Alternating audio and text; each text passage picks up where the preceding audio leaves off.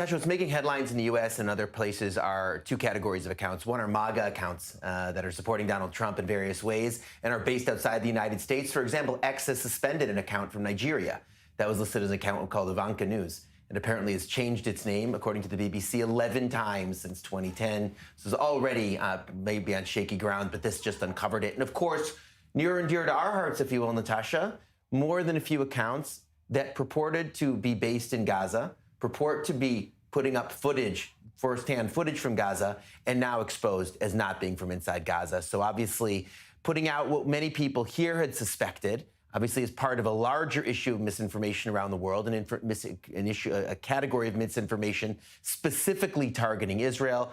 And again, that having been exposed too. We should say one of the users whose account has now been identified as being in Poland is pushing back, posting a video of himself amid rubble in Gaza and saying, does this look like Poland to you? And we should say, Natasha, that the spokesperson for X has said that in some cases the feature may not be fully accurate and they're working on it. Okay, so let's talk about that. How is X's new location tool actually determining where these accounts are based?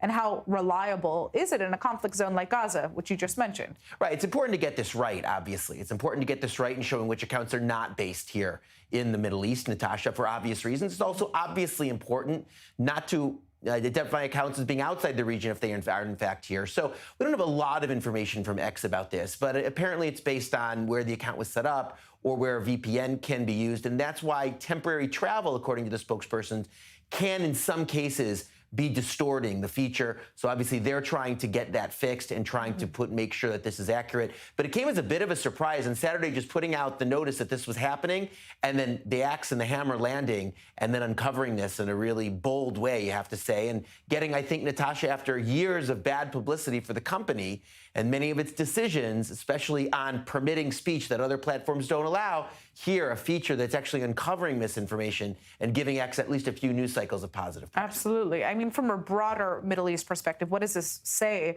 about how social media is ultimately shaping perceptions of the Israel-Gaza war, for one, and just general geopolitics? It's a huge problem. We knew it was a problem long before this development, Natasha, and of course it's going to get worse. It's not only about users posting from outside the region, it's about fake footage entirely, and AI is obviously going to make this easier to do and make this problem bigger. We're only at the beginning of trying to tackle this, so Natasha, again, telling everyone at home, as always, more important than ever to go to sources that you trust. Go to those mainstream media sources that use professionalism to vet their information. Obviously, sometimes people have questions about the political perspectives of different organizations, and that's a separate issue.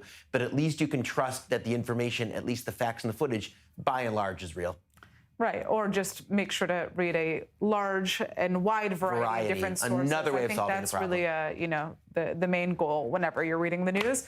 Owen, thank you for joining us. Definitely a fascinating topic, and I'm sure there's going to be even more uncovered from this.